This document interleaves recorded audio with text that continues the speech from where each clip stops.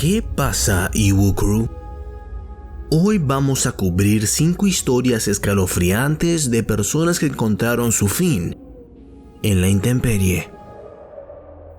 Aquellos que han tenido problemas con la madre naturaleza saben exactamente qué tan despiadada puede ser, incluso en sus mejores días.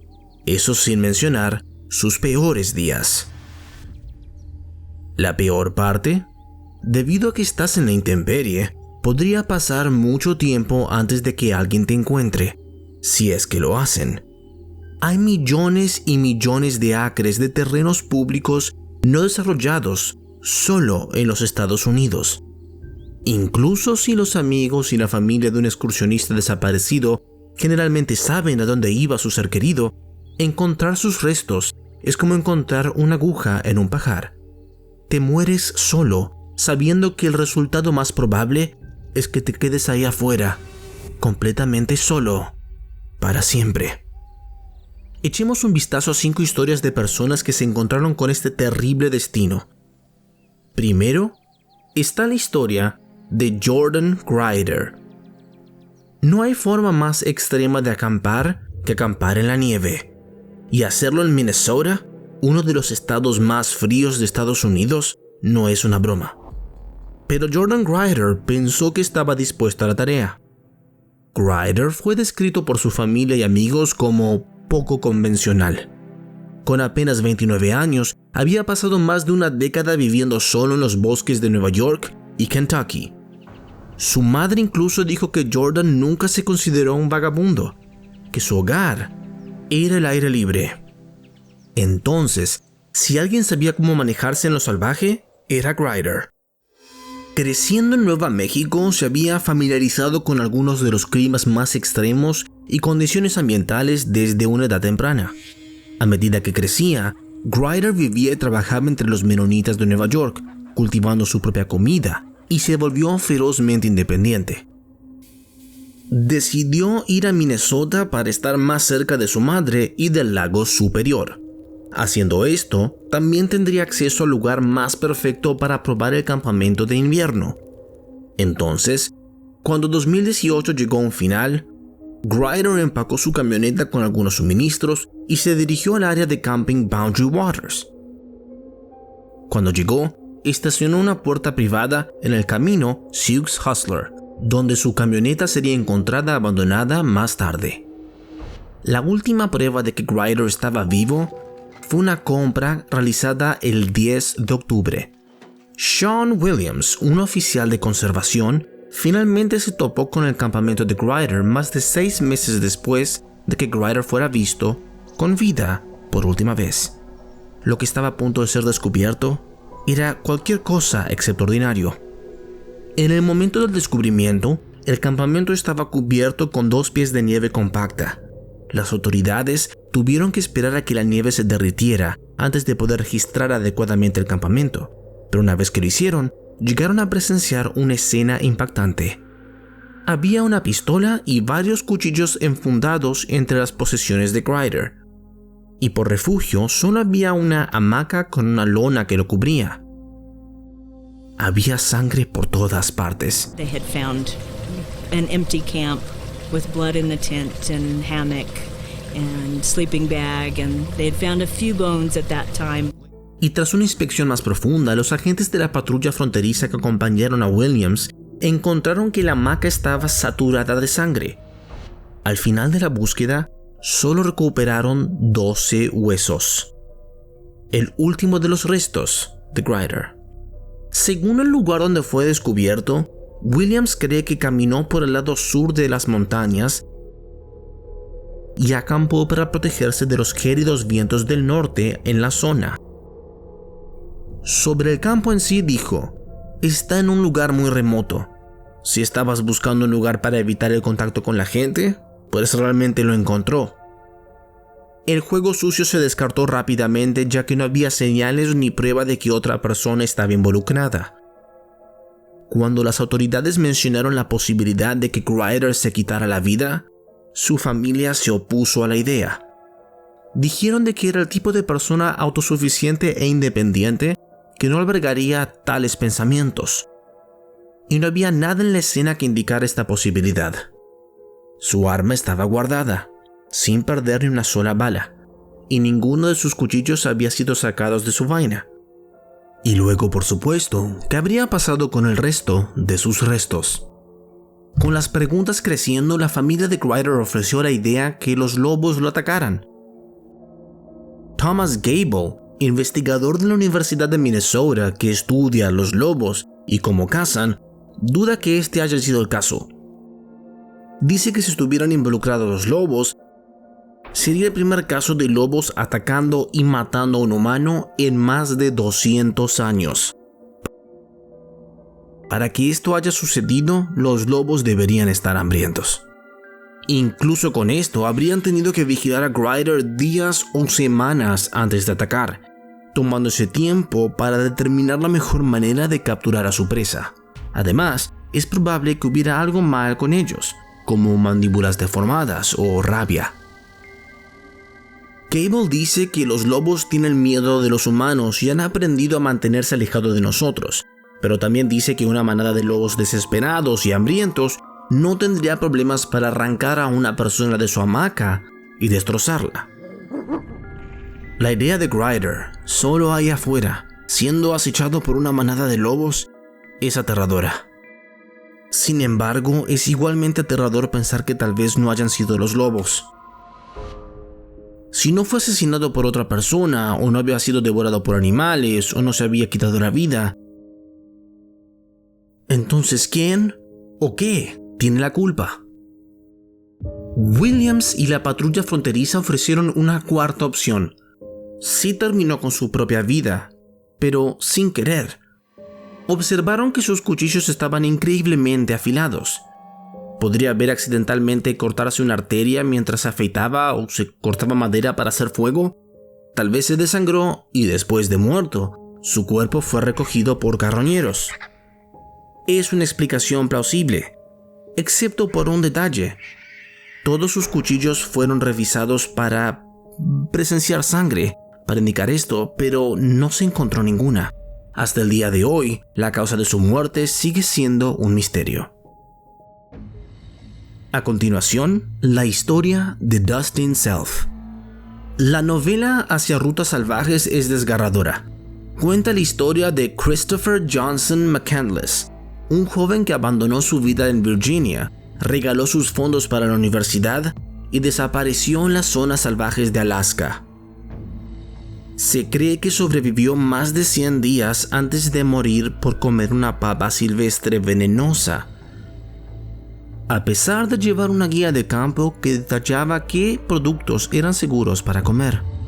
Este libro ha sido durante mucho tiempo un elemento básico de las clases de literatura de la escuela secundaria. Es una historia trágica de abnegación y aventura, por lo que los amigos y la familia de Dustin Self no se sorprendieron de que la historia tocó una cuerda en él. Con 19 años y habiendo crecido en el tranquilo Piedmont, Oklahoma, lo tenían helado por una aventura, por algo diferente. Pero a diferencia de Jordan Grider, Dustin no era un ávido amante de la naturaleza. Él era mucho más joven, con poca experiencia en campamentos o caminatas. Entonces, cuando les dijo a sus padres a mediados de marzo de 2013 que se iba a ir a Oregon a acampar solo por un mes, trataron de disuadirlo. Pero a pesar de su inexperiencia, Dustin estaba decidido a hacer el viaje. Su madre dijo que recientemente había visto la película de 2007 adaptada de Hacia Rutas Salvajes y se obsesionó con la idea, a pesar del triste destino del protagonista de la película. Partió de Piedmont en su camioneta llevándose algunos suministros. Su familia sabe que llegó a Oregon porque solo unos días después de que se fue, recibieron una llamada del propietario de una gasolinera en el condado de Harney. El propietario dijo que Self había comprado algunos galones de gasolina y le preguntó cuál era la forma más rápida de llegar a la montaña Steens, ya que su GPS lo desvió del camino. El lunes siguiente, un ranchero denunció una camioneta abandonada en su propiedad. Parece que se había salido de la carretera y estaba atascada. On Monday, Self's car was found off Stonehouse Road. by local ranchers. Authorities plan to resume the search for Self by air. If you have any information regarding this case, you're asked to contact authorities. Dentro del auto, la policía encontró las llaves del camión, un GPS, computadora portátil y algunos suministros para acampar. Self, sin embargo, no se encontraba por ninguna parte. Las autoridades contactaron a los padres de Self. Al principio no se preocuparon. Asumieron que él simplemente había dejado su camioneta, tomó los suministros que necesitaba y estaba acampando en algún lugar, que pronto él aparecería. Pero a medida que pasaba el tiempo, quedó claro que Self no solo estaba acampando. Él no tenía suministros suficientes para todo el mes que había planeado acampar. Y sus padres sabían que se mostraría reacio a buscar comida, ya que él era vegetariano. Fue entonces cuando la exnovia de Self, Bo Tyler, se presentó. Aquí es donde la situación da un giro extraño. Aparentemente le había enviado un mensaje de texto diciéndole que estaba perdido, que no sabía dónde estaba y que estaba viendo cosas, como plantas arrancadas correteando por ahí. Luego la llamó. Tyler estaba esperando en el aeropuerto a punto de tomar un avión con sus padres, cuando vio el nombre de Self en su identificador de llamadas. Y cuando ella respondió, Self le dijo que estaba conduciendo por una ciudad, atrapado allí y no sabía cómo irse. Ella recordó, dijo que había adoradores del diablo en cada estación de servicio en la que paraba para conseguir ayuda y que todas las plantas y animales estaban muertos por todas partes y él estaba tratando de revivirlos. Estaba muy molesto y muy asustado. Y luego, la línea se cortó. Pero cuando la policía de Oregón sacó los registros telefónicos de Self, descubrieron que no había estado en ningún lugar cerca de la civilización cuando hizo esa llamada. Y luego las cosas se pusieron aún más extrañas. Además de querer su experiencia como en la película, Self le había dicho a los familiares y amigos que también esperaba encontrar un par de capillas en Oregón que pertenecían a una iglesia específica. Una que supuestamente usaba hongos alucinógenos en sus rituales. Esa llamada telefónica a Tyler fue la última vez que se supo de Self. Más de 6 meses después, sus restos fueron encontrados por un cazador que había estado siguiendo un ciervo por el bosque cerca de Burns, Oregón. Self se había quitado la ropa, se agachó en una espesura de álamos y luego murió. Ni siquiera montó un campamento. Inmediatamente las especulaciones empezaron a girar. ¿La extraña llamada a Tyler había sido el resultado de alucinógenos? ¿Self había encontrado realmente estas iglesias que estaba buscando? ¿O simplemente compró drogas a alguien en el área, se las tomó y tuvo un viaje tan malo que terminó muriendo de exposición en la intemperie de Oregón? La exnovia de Self no lo creía. Puede que ya no hayan estado saliendo, pero todavía hablaban todos los días. Ella lo conocía mejor que nadie, y ella lo había visto deslizarse en paranoia antes de esto. Ella lo había visto usar demasiados de sus medicamentos recetados y comenzar a perder el control de la realidad. Y mientras sus padres informaron que Self estaba obsesionado con Hacia Rutas Salvajes, Tyler sabía que estaba mucho más interesado en Human Race, Get Off Your Knees, un libro que narra teorías de conspiración. Había leído el libro y decidió que quería salir de la red. Él no solo quería tomar una aventura, quería desaparecer. Y eso es exactamente lo que hizo. Ya sea por elección o por accidente, Self se salió de la red. Tan lejos de la red que cuando necesitaba ayuda, cuando temblaba solo y con frío en la noche de principios de la primavera, no podría pedirla, y en cambio sucumbía a los elementos y sin piedad. La siguiente historia trata sobre otro joven cuya obsesión con Hacia Rutas Salvajes probablemente lo llevó a su muerte, y su nombre es Jonathan Crum. A finales de agosto de 2013, Jonathan Crum, de 18 años, se dirigió desde Arizona a las zonas salvajes de Oregón. En los meses previos a su desaparición, Crum vio la datación de 2007 de Hacia Rutas Salvajes una y otra vez. Si bien ni el libro ni la película son explícitos sobre la muerte de McCandless, había existido un constante discurso en línea sobre si tenía la intención o no de quitarse la vida comiendo esa papa venenosa. Crum parecía intrigado por la historia, por un hombre tomando el control de su propia vida, incluso si en última instancia significaba morir, que si pasara en sus propios términos sería simplemente otra forma de tomar el control. Crum le había enviado un mensaje de texto a un amigo antes de irse diciendo que quería desaparecer, que quería dejar atrás su vida actual. Acababa de salir de una relación, y tanto su familia como sus amigos informaron que estaba abatido. Le dijo a su padre que sería genial simplemente vivir sin un centavo y simplemente trabajar en el camino y obtener recursos como lo hicieron en la película.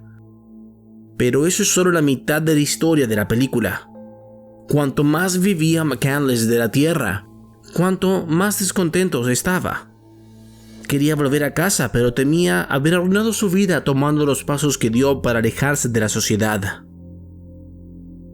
Crum pareció centrarse únicamente en la primera parte de la película, donde McCandless trabajaba su camino a través del país y se establece en un pedazo de tierra remota.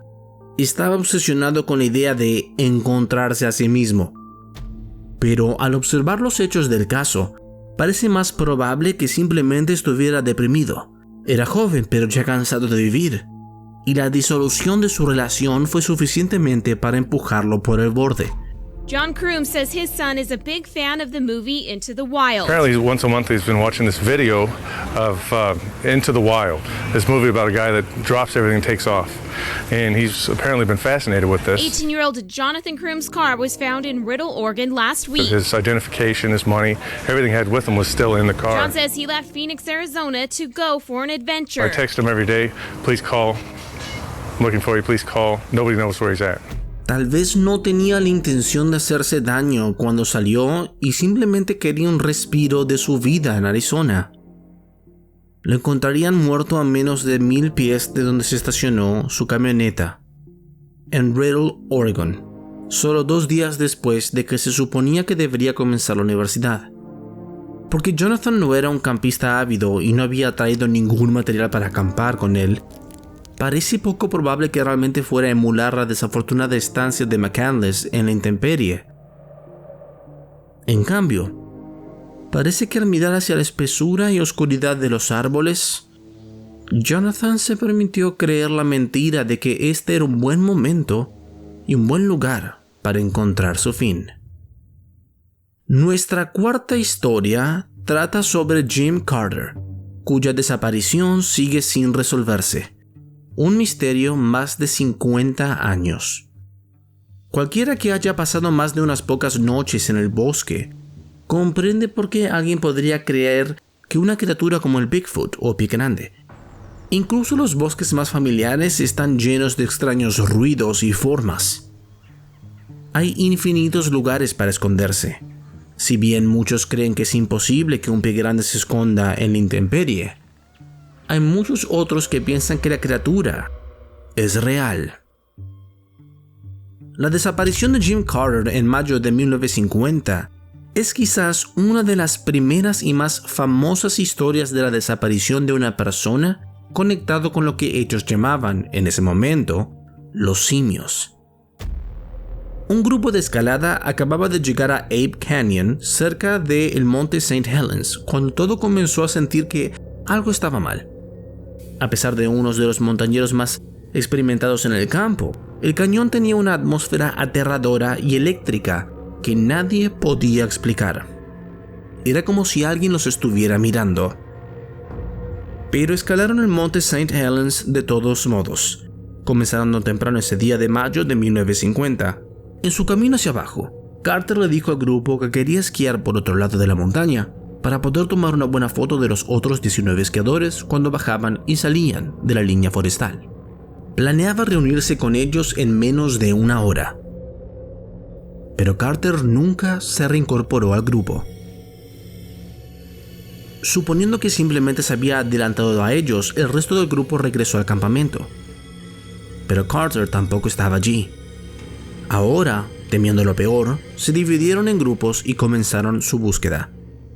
Solo 1 hora después encontraron algo aterrador. Una caja de película de fotos en el lugar donde se suponía que les había sacado una foto. Luego siguieron las huellas de sus esquís hacia abajo. Carter era un esquiador y montañero experimentado, y el grupo se preocupó cuando siguió su rastro. Había saltado más de 3 peligrosas grietas, y la velocidad a la que debería haber necesitado estar fue increíblemente alta. El grupo sabía que nunca tomaría ese tipo de riesgo en estas alturas, mostrando que lo hizo a una velocidad que nunca se permitiría alcanzar, no a menos que había una buena razón para hacerlo, como ser perseguido por algo. Cuando llegó al borde de Ape Canyon, debería haberse detenido, pero no lo hizo.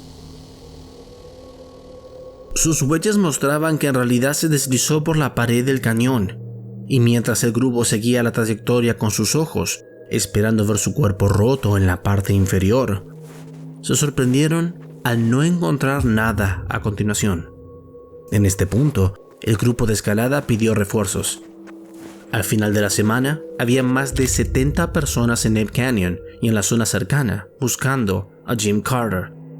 Sin embargo, ni siquiera había una pista de dónde podría estar. Pero los lugareños tienen sus sospechas. Ha habido muchos informes de excursionistas y campistas de ser atacados por simios en el área alrededor del monte St. Helens, incluyendo una tropa completa de Boy Scouts. Les parecía probable que Carter, después de tomar una foto de sus compañeros esquiadores, mirara hacia atrás y vio uno o más de estos demonios de la montaña. Aterrado, comenzó a esquiar para salvar su vida. Al grupo de escalada le cuesta creer que Carter hubiera tomado esta pista por accidente, o que sus restos no hubieran sido encontrados al final de la línea. Para ellos, eso habla de un mal mayor que acecha en los árboles, algo que habría helado Carter hasta los huesos. Una criatura que posiblemente lo alcanzó mientras se deslizaba por el costado del acantilado y aterrizó en el fondo, probablemente herido y exhausto. La última historia es de Geraldine Largay, una mujer de 66 años que desapareció en la intemperie y dejó algo absolutamente escalofriante. El Sendero de los Apalaches es uno de los más transitados y mejores definidos de Norteamérica, con aproximadamente 3 millones de personas recorriendo al menos una parte de sus 2.168 millas, y solo alrededor de 20.000 personas han recorrido todo el camino. Geraldine Largay quería ser una de esas excursionistas que lograban todo el camino. Ella admitió tener un mal sentido de la orientación, pero que incluso a los 66 años era una mujer pequeña y cordial. Estaba acostumbrada a hacer senderismo, aunque el nombre del sendero que había recibido durante las primeras 1000 millas de su caminata, el Lynchworm, desmentía lo lenta que ella era. El 22 de julio de 2013, Geraldine Largay se bajó del Appalachian Trail para ir al baño, pero no pudo encontrar el camino de regreso. Se encontró completamente perdida, insegura de dónde había venido o qué camino debería tomar para volver al camino. Pero Largay no entró en pánico. En cambio, le envió un mensaje de texto a su esposo George, que estaba solo 22 millas de distancia y la esperaba, donde el sendero se cruza con la Ruta 27. Debido a que el camino era tan largo y Largay no pudo llevar suficientes suministros para lo que estaba seguro de estar al menos 6 meses en el camino, su esposo había accedido a reunirse con ella en coyunturas específicas en el camino para asegurarse de que estaba bien y ayudarla a reabastecerse. El mensaje de texto que envió decía: "En algunos problemas salí del camino para ir al baño y ahora estoy perdida. ¿Puedes llamar a la AMC para ver si un encargado del sendero puede ayudarme? En algún lugar del norte de la carretera del bosque, XOX". Dado que no hay servicio celular en el Appalachian Trail, George nunca recibió el mensaje de texto. Ni siquiera salió de su teléfono. Ella se dirigió a un terreno más alto con la esperanza de coger una barra y enviar el mensaje a su marido. Intentó enviarlo 10 veces, sin suerte. antes de decidir darse por vencida por la noche, hacer el campamento y volver a intentarlo al día siguiente. El segundo texto fue un poco más serio, pero todavía no entró en pánico. Decía: perdida desde ayer, fuera del sendero 3 o 4 millas. Por favor, llame a la policía para saber qué hacer. Besos y abrazos. Si bien George aún no recibió el mensaje de texto, su esposa llegó tarde a la reunión programada, por lo que se puso en contacto con los especialistas del sendero. Comenzó una búsqueda masiva. La policía interrogaba a los excursionistas mientras cruzaban el cruce de la Ruta 27 y peinaban los árboles con unidades caninas. Incluso probaron un apósito que encontraron para el ADN, para ver si posiblemente coincidía con la de Largay. Para su esposo, los guardias y los oficiales de la policía, era como si Largay se hubiera evaporado en el aire. Pero Largay estaba muy viva y estaba siguiendo el viejo consejo cliché que se le dio a cualquiera que se aventura a lo salvaje. Si te pierdes, debes sentarte y quedarte quieto. Donde ella acampó esa primera noche fue donde permaneció durante los siguientes 26 días, ya que su comida disminuyó y su miedo creció. Trató de hacerse visible. Ella ató una manta reflectante entre un par de árboles. Más tarde hubo pruebas de que había intentado prender fuego a un par de árboles esperando que el humo llamaría la atención. Ella documentó no solo la cantidad de comida que le quedaba, sino también su ansiedad por ese suministro y lo que sucedería cuando se agotara, en un pequeño diario negro. Ella escribió sobre sus intentos de orientarse. Compañeros excursionistas que habían interactuado con Largay antes de su desaparición informaron más tarde que era particularmente mala con el uso de una brújula y un mapa, que sus entradas de diario confirmaron. La última entrada completa de esta fecha fue el 6 de agosto de 2013. Dice: cuando encuentres mi cuerpo, por favor llama a mi esposo George y a mi hija Carrie. Será la mayor amabilidad para ellos saber que estoy muerta y dónde me encontraron. No importa cuántos años a partir de ahora, por favor encuentra en tu corazón enviar el contenido de esta bolsa a uno de ellos. Ella sabía que iba a perecer y claramente esperaba que un compañero de excursión encontrara sus restos. Hay una última cosa escrita en el cuaderno con la fecha del 18 de agosto, que solo dice: George, por favor, lee esto. XO, XO. Si esta fecha es exacta, ella había sobrevivido durante casi un mes. Cuando fue encontrada en octubre de 2013, la imagen de sus últimos días fue desgarradora. El campamento que había hecho era imposible de ver desde el aire. Había un claro a menos de 1 milla de distancia que, si hubiera acampado allí, hubiera permitido que los buscadores vieran su tienda por helicópteros y aviones de vuelo bajo. El campamento estaba a 25 minutos de pie de un camino que le habría llevado de regreso al sendero o a la civilización, en cualquier dirección que hubiese elegido. Si hubiera caminado al sur de su campamento, los árboles se hubieran despejado y ella podría haber sido capaz de orientarse. Hay muchas preguntas en torno a los últimos días de Largay. ¿Por qué no escuchó los grupos de búsqueda? ¿Por qué después de 2 semanas, cuando estaba claro de que no la iban a encontrar, se quedó allí? ¿No intentó volver a encontrar un terreno más alto o uno de los muchos senderos que se cruzan al sendero más grande de los Apalaches? ¿Por qué se encontraron sus restos con botellas de agua que aún contenían agua? Para aquellos que conocen los densos bosques que rodean el sendero, no se sorprenden. Esta zona de Maine es utilizada con frecuencia por los militares para ejercicios de entrenamiento, específicamente debido a la densidad de los árboles y lo fácil que es perderse.